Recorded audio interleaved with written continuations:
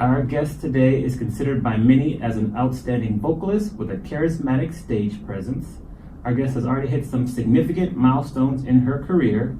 Her fourth album, You Don't Know, received numerous accolades, including being named Canada's Best R&B Album of 2017 and number 9 overall, and one of the top 10 best records of the year. Singles and videos released from this album have been in the top 10 and top 40 indie radio charts internationally for well over 6 months now, and her latest single, Killer Love, jumped to number 1 in its first week of release on VGR Radio in the UK, and at number 6 and number 4 on the Radio Indie Alliance Top 10 and Top 40 charts. I would like to welcome Jenna Nation to the Amani Experience podcast. Hello. Amazing. Hello, we're happy to have you. Right now, we're in our mobile studio in Manhattan Beach, California, but tell the listeners where you're from. So I am originally from Toronto, Canada, and this is my first time in Manhattan Beach, and I have to say, I love the drive up here, and it's absolutely gorgeous here. It's kind of making me want to switch. Maybe I should say now I'm going to be from Manhattan Beach. It is beautiful over here, no doubt, no doubt. Yeah. So, where did you grow up? So I grew up in Ottawa, Canada, and so I lived there for 18 years. Then I moved out to Boston, and I was in Boston for 4 years, studying at the Berklee College of Music. And then after that, I decided I wasn't sure whether I wanted to go stay in the U.S. or Canada. It was a really difficult decision. But then at the end of the day, I ended up in Toronto, and I've been there for 5 years now, and really loving it there. Cool. So, out of Toronto, where you grew up, Ottawa and Boston, where's been your favorite place to live so far? I mean, all of them have a little piece of my heart, because, you know, when you live in a place, it just becomes a part of you. But I have to say that Toronto, for me, it feels the most like home now. Beautiful city. I'm visiting, I think, in June, so that's exciting for me. Awesome. I understand you got a triple scholarship to Berklee School of Music. I did, and I must say that I'm very, very lucky to have that. Initially, it was a scholarship upon entry, and honestly, when I got that news, I actually got the news of a scholarship before being accepted, so I was like, wait, what does that mean? And I was like, okay, I guess I'm accepted, and that was really exciting. And then while I was at school, they had opportunities to apply for other scholarships, so I did that as well, because it's not, you know, easy going to that school. So anything that can help, you know, it's great. I have some close friends that graduated from the school, so I know how much of an intense journey it is. Yeah.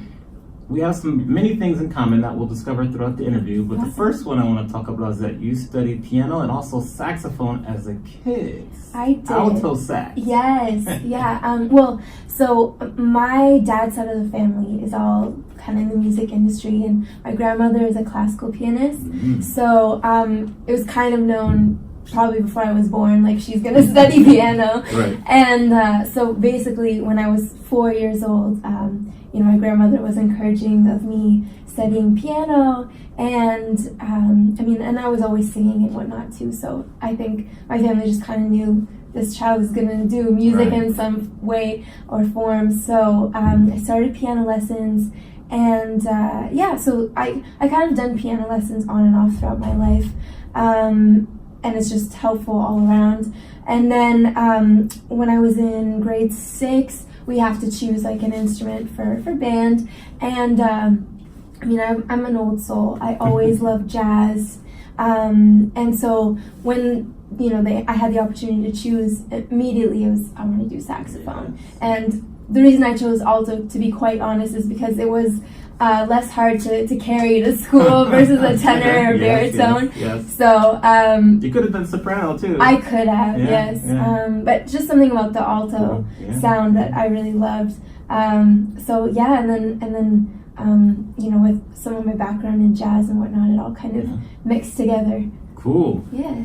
Now, if I told you in my bag I have my old alto saxophone, I Oh wanted to pull it out and play it, gosh. would you be able to kind of get down some tunes right now? Yeah, I mean, it's been a long time, to be honest, but... But I don't have it, so don't worry. Okay. And then also piano, so I'm kind of currently in my piano training right now, so definitely cool. Tell us about how you won your first competition at age 8. Okay, so I started voice lessons when I was 7 years old, and my voice teacher, she was more in the opera world and classical world, but she also worked with me a lot on musical theater. And so, after almost a year of being with her, she said, you really should do some competitions and, realize what it's like to rehearse and prepare and that side of, music and everything. So we have something in Canada called the Kiwanis Music Festival. And so that's really, she encouraged me to do that. And it was my first time ever doing a competition. I was 8 years old. I sang On the Good Ship Lollipop by Shirley Temple. Yes. Yeah, and I had a whole little tap routine and everything. And so I went up, just doing my thing. I never really performed for anyone else other than family and family friends. And then I ended up winning this competition. And it was really the first moment where I was like, okay, maybe this is something I can actually do. And I think it was the first time where I thought to myself, okay, this is what I need to be doing. Right. And so it was just really a really amazing experience. Great story. Yeah, thank you. Upon graduating from Berkeley, Yeah. talk to us about your journey then. What did you decide to do upon graduation? So Berkeley really helped me in a lot of ways because it connected me with so many people from all over the world. And while I was there, obviously I learned so much about music and theory and the history and all of that, which is so beneficial. It really also helped me to start to figure out myself as an artist. I started to write my own material. And so upon graduating, just before graduating, my last year, I was an ambassador for the school. I'm an alumni ambassador now. And so they had us going out to different cities to kind of help out with the audition process for new students. So they brought me to Houston, Texas, and we ended up working out of Music World Entertainment. And while I was there, I just kind of was walking around and exploring, and there's all these studios there. So I was walking down the hall, way of a bunch of studios, and then there I heard this music that I loved, and so I thought, should I knock on the door? Should I not? Either they're going to say, get the heck out of here, or they're going to say, come on in. So I knocked on the door, and they said, come on in. And instantly, I told them I'm from Berkeley, and I'm here, doing the audition. And then the first thing they said, sing. I was like, oh, okay. So I think I sang some Alicia Keys. And then they're like, okay, how long are you staying? I want to have you in the studio. Unfortunately, I was only there for, 2 days. And my focus was helping Berkeley. So they invited me back. And then from there, I ended up recording and writing my first album of original music there. Okay. So that was, yeah. That's a good story. Now, as you were recording out of Berkeley, were you also working at the same time? What were you doing to kind of support yourself? So unfortunately, I was only on a student visa, so I wasn't able to work. But I mean, I just took advantage of the amount of musical people around me at the time, and since then now I'm really able to do this as a living and everything. Yeah, so making a living. Yeah. Living the dream. Yes. In your opinion, what is important for creative professionals such as yourself and myself to succeed in today's business environment?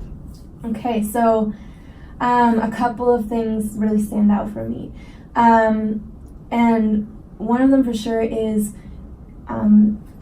mastering your craft. I don't think anyone ever fully masters their craft, but willing to get to that point to continue to learn and get the best that you can be, I think is number one.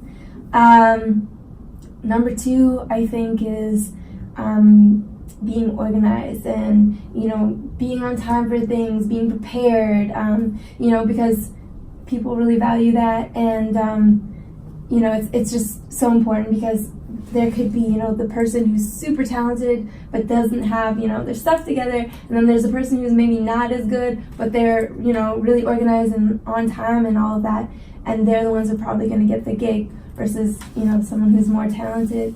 And then the other thing I would say is networking and just being out there, keeping in touch with those people who, maybe can introduce you to the next person that'll take you to the next step, or just keeping those contacts, because you can be super, super talented, but if you're sitting in your basement not talking to anyone, you're not going to be heard, or whatever you want to achieve is not going to leave your basement. And maybe that is your goal, but I'm just saying, for me personally anyway, I would like my music to leave my basement. So, definitely, networking is huge. Speaking of networking, I first met Jenna when you were playing at Honeypot. Yes. Here at the Mint, right? Right. That's a little over a year ago, and so I met you there. You sang "Killing Me Softly," slayed that one right there. Remember that? And so we just kept in touch on like social media and everything. And it was super cool. Then I saw you again at ASCAP, and so you can see it keeps coming back. We kept in touch, and now you're back for the Grammys, and now we're having an interview. So that's how it works, networking. Exactly. For artists that are a little bit new and don't know how to network, what are some quick tips you would give them so that they can improve their networking skills? Well, I mean, the obvious one being on social media, and I've also found LinkedIn has been a huge help too, just because you can just make so many connections, and you never know who you're gonna connect with, and then who that person can connect you with, and another thing is the conferences like ASCAP. There's so many all over the world, and you don't necessarily have to go halfway across the world to go to these. I mean, if you can, that's great. But I mean, I'm sure there's probably some in your own city or nearby, and it's just a matter of, figuring out when and where they are. But going to those, they're not really, too expensive generally, but it's totally worth it because, I meet you, and I've met so many people through those types of things and had so many great opportunities. So, and the other thing I think too is just in your city, going out to live music and supporting that, because unfortunately, I know in Toronto anyway, lots of live venues are just closing because people aren't supporting it like they used to anymore. So I definitely say that's a huge thing. And because I've, moved to different cities, I've just found going out to live music, you hear a band that you like and you just go up and introduce yourself, and then you never know, like, just jam or whatever it is. So yes. Yeah. You're preaching to the choir. Yeah. Now, if we're looking at Jenna Nation and we want to summarize yourself, you're going to summarize yourself in 30 seconds or less. Yeah. How would you do that? So my initial response when people ask me is like, well, I'm an R&B singer-songwriter from Toronto, Canada. And yes, that's a huge part of who I am. But to be honest, I'm a creative being. That's just anything creative like I'm doing, and that doesn't necessarily have to be music in my life. I'm also a big fitness fanatic, and a big thing for me is just using the things that I love to encourage other people to do the same thing, and just seek happiness in their own life and motivate and inspire people. Excellent. Yeah. Why do you have a love for R&B music? Where did that come from? So I mean, I've pretty much listened to R&B music throughout my life, and that goes back to like more old school R&B, with like stuff my parents listened to, through like the 90s to stuff now. Just something about it for me that I just like. There's lots of music that I love, don't get me wrong, but when I'm here, like some really good R&B, it's just like I just feel it in my soul. I can't help it.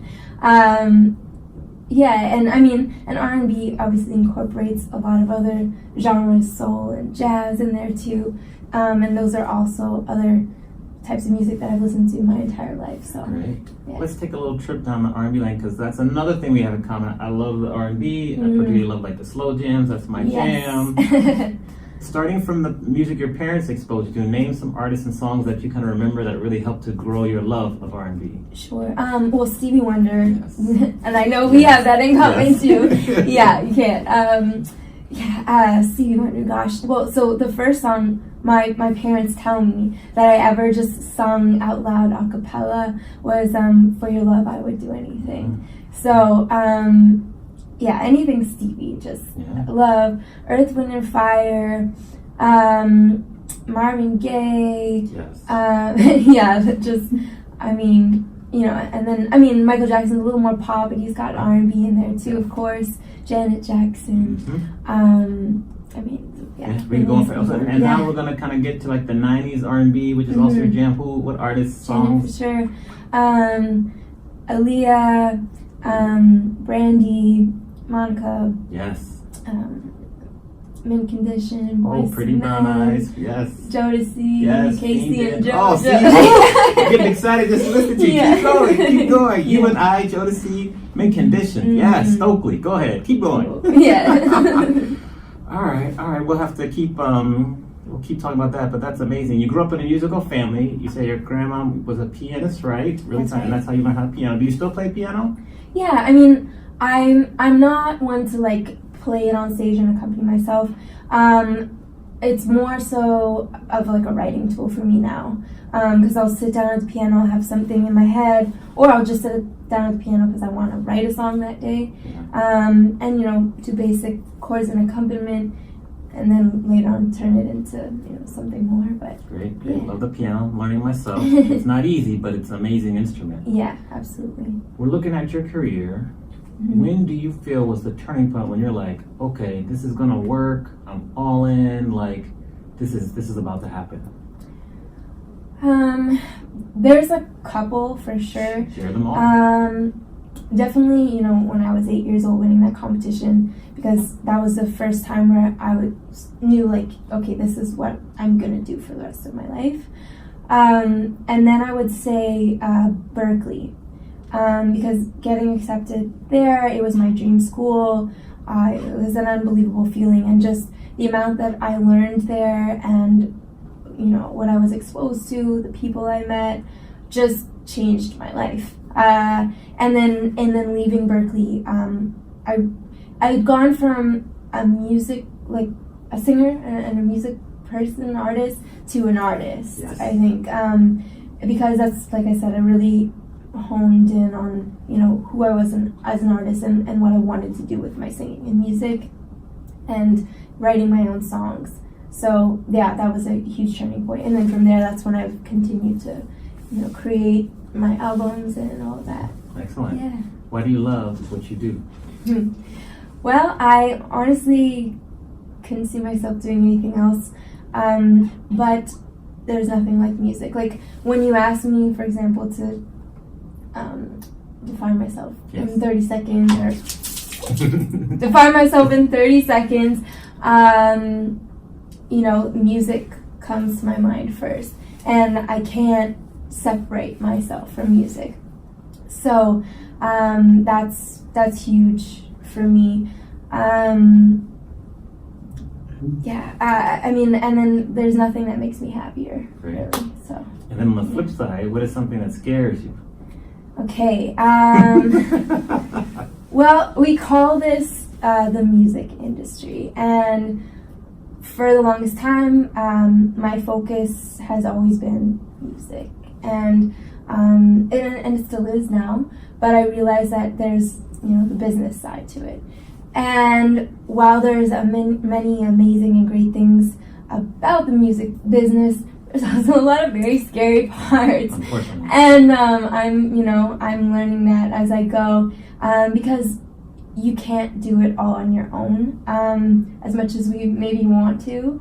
And I think that's kind of the scariest thing for me. I'm a perfectionist, but it's just a matter of trusting people, you know, because these are your creations, these are your babies in a sense, and what we do as artists is so personal. So we're really kind of giving a piece of our soul. So trusting those people to take you there, whether it's a publicist or label or another songwriter, you know, it's just that idea of, are those people, you know, really in this with me because they believe in me, or do they have other intentions? And so that's kind of a scary place to be sometimes. And I've definitely made some mistakes and, you know, learned a lot over the past few years. And but yeah, it's never easy. What have you done to really increase your skill in learning who to trust and who not to trust? How have you been able to hone that skill? Well, I think in the beginning, I was just so excited and naive that, you know, anybody who was like, I want to work with you, I was just like, yes, let's do it. But I think I've learned that, you know, a lot of it is self-worth too, because, you know, people say they want to work with you, but then they want to charge you a fee up front, or, you know, and so it's just a matter of like being patient and waiting it out and seeing, okay, yeah, you know, we can have this conversation, we can talk about working together and whatnot, but let's both contribute, and then maybe let's see from there where we go. So yeah, it's just a matter of like really getting to know the person before you start working with them. Contracts are, I mean, always a good idea. It's not fun to do, but you know, if you know, you're working with somebody and they're hesitant to sign a contract, you know, that's a bad sign. Yes, so this is true. Because if they have good intentions, then they're gonna have no problem with, you know, signing a 50-50 split sheet with, if you're working with another songwriter or whatever it is. So. For artists that are struggling with their self-worth, it's a huge issue. Mm-hmm. What advice would you have to them to kind of help them along the way to really finding out their self-worth and then sticking to it when even they're going through some tough times? Yeah, that's a tough one. I think the biggest thing is first, maybe you just need to take some time yourself, just really discovering, you know, what makes you happy and who you are and kind of music you like and what you want to say and what, you know, sort of topics and things mean the most to you. Just getting a really good handle on that first. And then, you know, keeping a close circle of people that you know really care about you and want to help you, or you know, have that like positive energy around you. And I think just going slowly, like just building that instead of going like straight into it, you know, making as many connections and making all this music and whatnot. I think first and foremost it's just like, okay, who am I? Can I say in 30 seconds who I am, or you know, describe myself as an artist, and then kind of build from there. Good. Yeah, we have to start with ourselves first. Yeah. Great, great advice. Thank you. As you spoke about, the music industry is very crowded. Mm-hmm. How do you distinguish yourself and rise above all the noise and competition? Well, I think part of it is I try not to focus too much on it. I mean, yes, I'm aware that it's a crowded industry, but I think if I think about it too much, then I'll kind of get lost in all of that. So again, it's just really being confident in who you are as an artist and knowing who that is, and slowly building from there. And to be honest, I think people know when you're authentic and you're true to yourself. And if you're doing that, sure, there's people that aren't gonna love you. I mean, we're artists, it's art, like everybody has their own views and perspectives on things. But at the end of the day, if you're happy with what you're doing, that's what really matters. You mentioned there could be some people that don't like you. How do you handle your critics? Yeah. I mean, like I said, it's you have to just be okay with the fact that not everyone is gonna love you. So, and just focus on the people that do love what you do and respect what you do. And like I said, as long as you're happy with what you're doing and how you're doing it, that's all that matters. We're going to focus on the members of Jenna Nation. That's the goal. Yeah. How has a failure or an apparent failure set you up for later success? Do you have a favorite failure of yours? Okay, so one big one was actually when I came out of Berkeley. I had just done my first original album, and I from there was thinking about a second album and where I was going from there. And I was working with an artist development company, and they really had other ideas for me in terms of where they wanted to take me. They were, linking me with all sorts of different producers and songwriters, and even like image coaches and choreographers, all of that. And they really wanted to make me more kind of like have a harder edge, push me in a more like pop princess kind of direction, and there were certain things like the ways they wanted me to dress and whatnot that just really wasn't who I was, and I knew that. But I went with it because I was told again and again, oh, well, don't worry about it. If you do this now, you can do what you want to later. And I kept hearing that again and again. I'm like, well, what's wrong with what I'm doing now? And they're like, well, it won't get you the attention that you need, or, it won't. And so I knew it felt wrong, but I kept going with it. And eventually we were recording some of these songs that they had for me to do. And I was singing about things that I didn't believe in. And, I knew it wasn't. So I kind of broke down in the studio. And my mom was there, my dad was there, and I just said, what am I doing? Like, this just doesn't feel right. And thankfully I was able to get out of the contract and everything. And it was really hard at first because I thought, well, now I'm not gonna get to where I need to be, or it's gonna take me a lot longer now to get to where I need to be. But then, I really had some self-reflecting moments, and it was like, no, I never wanted that, because if I'm not true to who I am, and if I'm not happy with what I'm doing, then it's not worth it. So that was a huge, I guess, failure in a way, but also definitely helped me, in the future. So. And then once you went through that experience, how did you build yourself back up and get back kind of on the right track? I mean, well, definitely my family was, I'm very lucky to have them, and the fact that they support me in all of this. But yeah, just a lot of time to myself to really think about what I was doing. And my family really helped me get there. But just, I started working with people again who I knew liked working with me and made me feel good, and started writing songs from my experience and what I liked. Perfect. And the question that kind of goes with this is, tell us about the darkest time in your life, how you got through that, and what did you learn from that experience? Okay, that's a good one.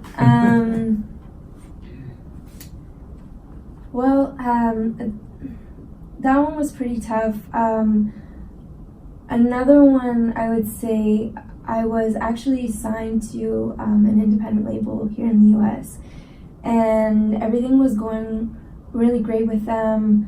They had a couple songs. It was a couple song deal initially, and so they were really working the songs, and they had me fly out to where they were and did a music video shoot and everything. And actually that video was never released. And then they decided that they were going to sign on to an even bigger independent label, as a subsidiary label. Yes.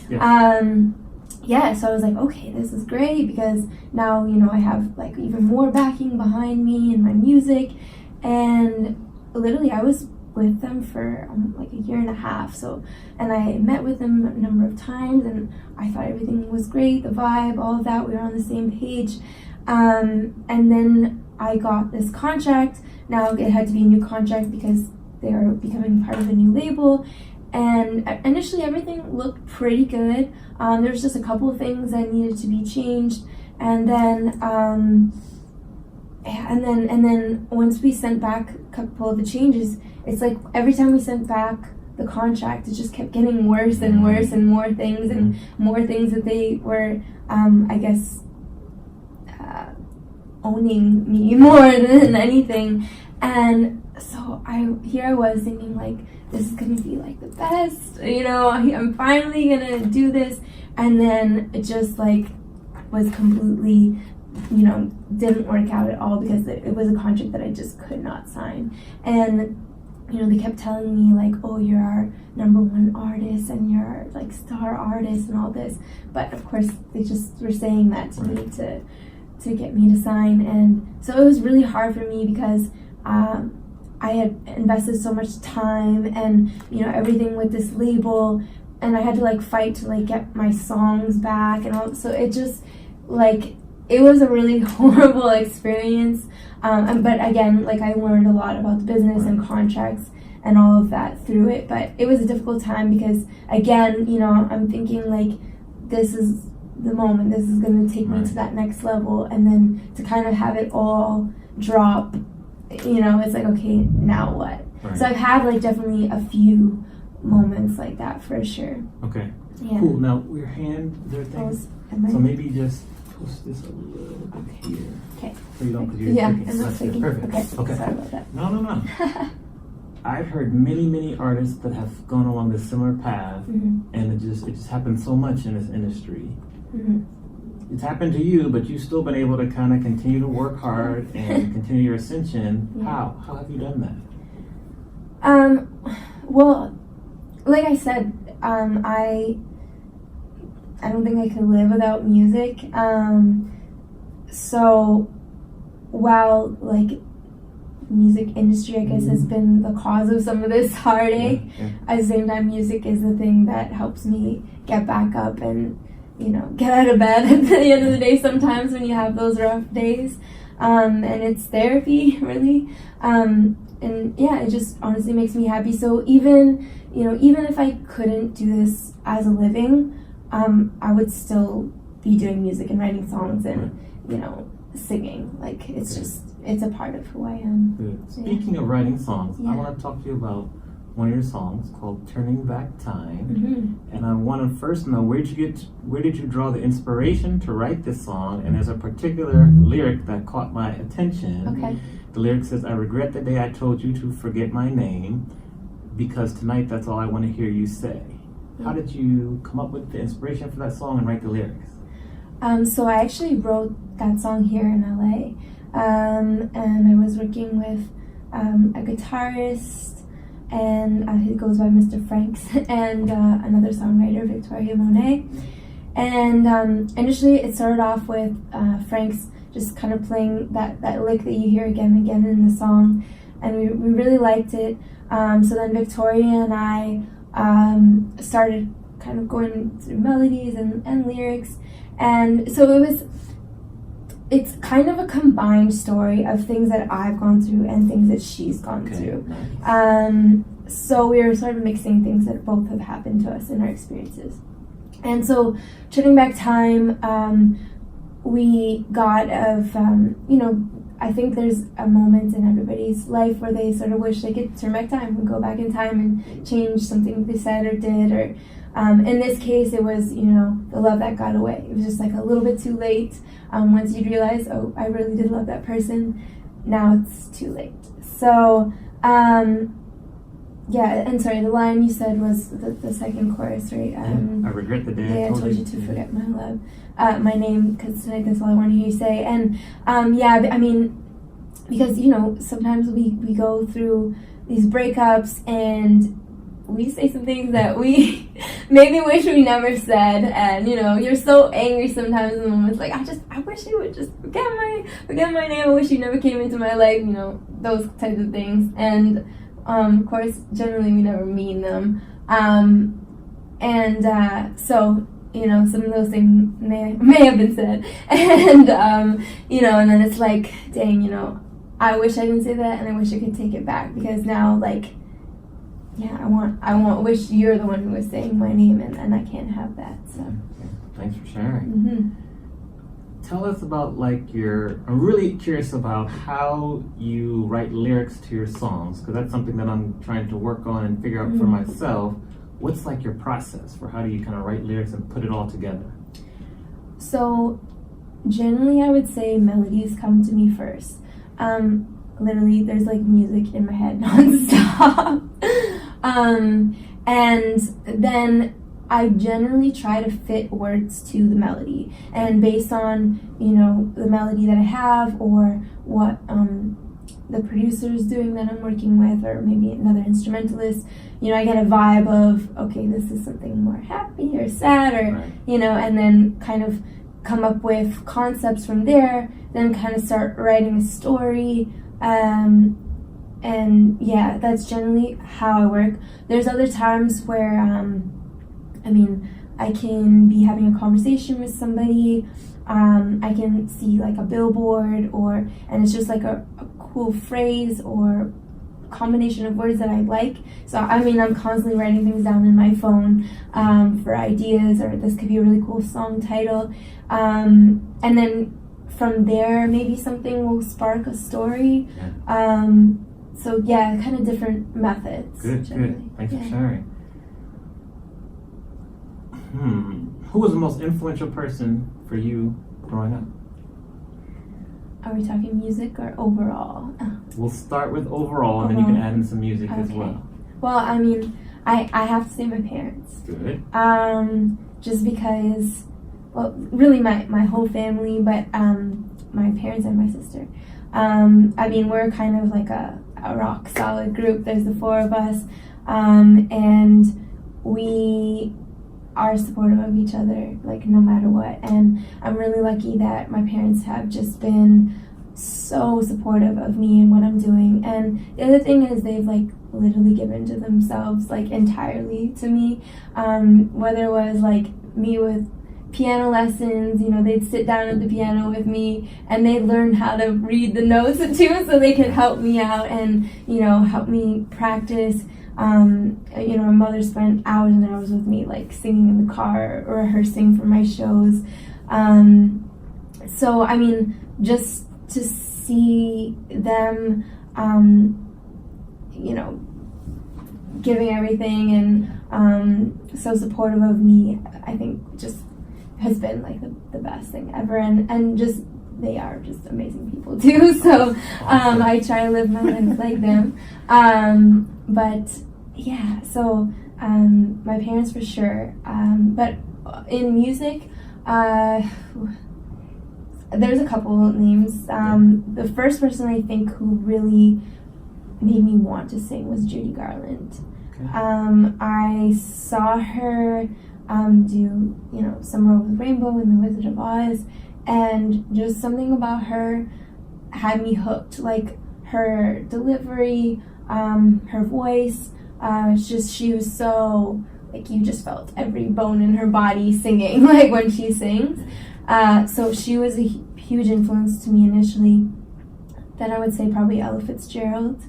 I was kind of like a weird child where I wasn't listening to what was on the radio for the most part. I would be in my room listening to like Ella and Sarah Vaughan and Charlie Parker. That's quirky. I like it. You're unique. Yeah. You're unique. I love it. Charlie Parker too. Dope saxophone player. Right? Because I was playing saxophone too, so. And I had, you know, the Omni book out and trying to follow along. He's hard to follow, but right. Yeah. Like I said, try. Yes. And then probably Stevie Wonder. Yes. Yeah. We're gonna put that out there. Stevie's local. We're gonna put him out that you want to do a duet. You know. Yes. You might run into him this weekend. Stevie, for sure. if you're listening. Yes, for sure. There's a party. You should come back to this party. It's in October usually. And DJ Spinner puts it on. He plays all Stevie Wonder songs. Oh like my a party. gosh. Or like Derivatives, so who sampled Stevie everything. It's amazing. And a couple of years ago, Stevie showed up to it. Oh so my gosh. He was trying to DJ a little bit too. That so would be amazing. mark your calendars. It's usually September, October, the fall. Okay. We'll let you know when it is. Yeah. What do you find easy to do that your friends find hard to do? Ooh, easy to do that my friends find hard to do.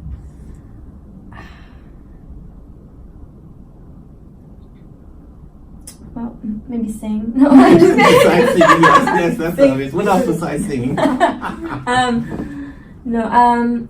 Well, I'm just saying this because I hear it from my friends a lot, but and I wouldn't say like that it's easy, but my friends say, you know, you're so lucky to be able to do what you love to do. and I do realize that, because, I mean, so many people, like, they have to do 9 to 5s and all of that, and to support what they want to do, or they just don't have, like, the time or the means or whatnot to do what they love. And so, I mean, I've made it a thing for myself, like, I have to do what I love. And I haven't really given myself a plan B. So, yeah, I'm just, like, super, super focused, and have been, I guess, since I was 8 years old. So my friends often tell me, like, that's something kind of weird about you, but, you know, at the same time, a little bit jealous, because, I mean, yeah, I'm very lucky to be able to do what I love to do. That works. That works. What's the one lesson in life that took you the longest to learn? Okay, well, I would say I'm still learning it. Okay. But at least I'm aware of it. Right. So, I would say, you know, really being selfish to a certain extent, but I don't mean that in a negative way. I just mean in the sense that, I mean, you'll probably hear this again and again, but if we really don't, like, nourish ourselves and give ourselves, you know, what we need, then we really can't, like, give to others. So, you know, people, you know, want to give to others and, you know, wear themselves out and everything, and we really got to take care of ourselves. And, you know, whether that's, you know, eating good food, or doing things that make you happy, or going to the gym, or, you know, whatever. Just, it's so important that, like, we nourish our souls first, and then we can, you know, give to others. So yes. That's been a big lesson for me. Self-care, you're preaching to the choir here. Amen. Mm-hmm. Every great person has a sentence. What is your sentence? For example, my sentence is I love to help people unlock their creativity by teaching them how to DJ. Mm-hmm. What is your sentence? Okay, well, I would say through my songwriting and my voice, it's my tool to bring people together and inspire people to do what they love. Brilliant. Brilliant. What is one new habit that you've added to your daily routine in the past year or so that has been most beneficial? So it's been more than a year, but I go to the gym almost every day. And like I said, fitness is a huge part of my life. But just like being active, moving, it's almost like a meditation for me, because when I'm at the gym, I'm just kind of in the zone, I'm in the moment, I'm just focused on what I'm doing. But I mean, also it's helped me as well for my own health, cardiovascularly. I mean, when you're on stage and running around and all of that, it's really helpful to be able to do that. And it just, like, it makes me feel good, makes me feel better. So yeah, I guess going to the gym. Yeah. Okay, we love it. Now we're going to brainstorm this together. Okay. We're big readers on the show. Okay. So if there's 1, 2, or 3 books you feel people should stop what they're doing right now and start to read them immediately, what books come to mind? It can be favorite books you've ever read, something you're looking forward to reading soon. Yeah, what do you think? Okay, so one book that I read actually while I was at Berkeley is called The Music Lesson by Victor Wooten. Okay, yeah, good, I don't know if you're familiar with it. So yeah, it's a really cool book. It's part fictional and nonfiction. So when I actually met Victor Wooten one time at a festival, and I asked him, I was like, wait, is this part real? Anyway, so he kind of like gave me vague answers, because I don't think he really wanted to tell me for sure. But anyway, the book is broken up into different parts of music, in terms of rhythm and notes and, you know, that type of thing. And basically in the book, he meets this teacher or mentor, and, you know, Victor initially is like, you know, well, teach me your way, teach me, and it was with bass, obviously, you know, teach me, like, how to do this, teach me how to, you know, whatever. And you know, the teacher in this case said, you know, I can't teach you anything, I can only show you. And you know, because it's true, like, nobody you can give out information and teach all you want to, but it's a matter of what the person wants to take in and absorbs and uses. So in each chapter, they're going through the different parts of music, but within the music lessons are life lessons. So that book really impacted me. I love it. Good job. And you don't necessarily have to be a musician to read it. Cool. Yeah. When you were 21, were you at Berkeley? Yes. All right, so we're going to go back and talk to 21-year-old Jenna. Okay. We're in Boston. Yeah. Yes. Pack the cat. Yeah, there you go. Good job. Thank there you. go. And we're going to give your 21-year-old self some advice based on what you know now. What advice would that be? Well, I would say a big part of, I guess, my lack of knowledge at that time would have been the industry side of things.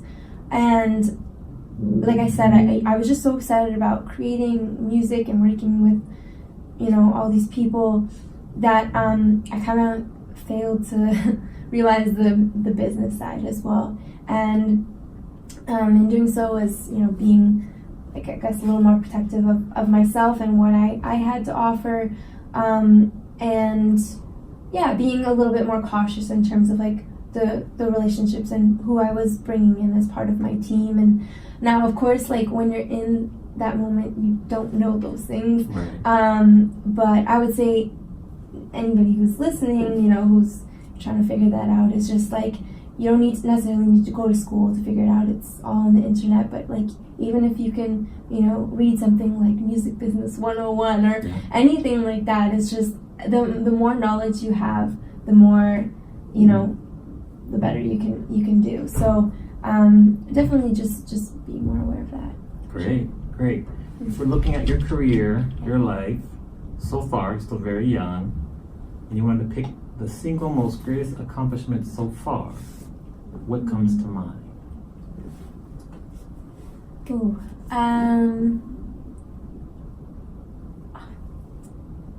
I would say actually having done 4 albums, probably. Because so my first 2 albums were jazz albums as a teenager. And honestly, that's really where I thought I was going to be going until I started writing my own music. And then completing the 2 R&B pop original albums after that. Just because, I now doing 4 albums, it's very time consuming, but I love it. And just that whole experience of seeing it go from nothing to something is so cool. And the excitement of hearing all these things in your head and then being able to actually have them out loud is such an amazing experience. And I'm working on my 5th album now. Tell us more. Go ahead. Share. Talk to us. Yeah. I'm working right now on my 5th. Well, it's going to be an EP, and just kind of getting a little bit deeper with myself and things, and really it's important for me to have positive messages in what I'm doing, and just with so much that's going on in the world right now, I especially want to be a positive role model for young women. So that's kind of more the direction of this album. We're excited to listen to that. Thank you. I know when I listened to your entire discography, as they say, in addition to Turning Back Time, 3 other songs caught my ear: It's You, Drunken Dreaming, and Pending Love. So those are my 3 favorites. I was like, I need to talk to Jenna about remixing some of those because I like those. Love that. Especially like It's You could be really cool. Yeah. We'll discuss that. Cool. That. Great. Are you a baseball fan? I don't know much about baseball, to be honest. Okay. So we'll say you're in Toronto, so the Blue Jays. Blue Jays. It's still Rogers Stadium, whatever, That's right. So Rogers Stadium, Yes. we're going to walk out, Yeah. and Jenna's coming up to bat. Yeah. What song is playing as you're coming up to bat? Oh, that's a good one.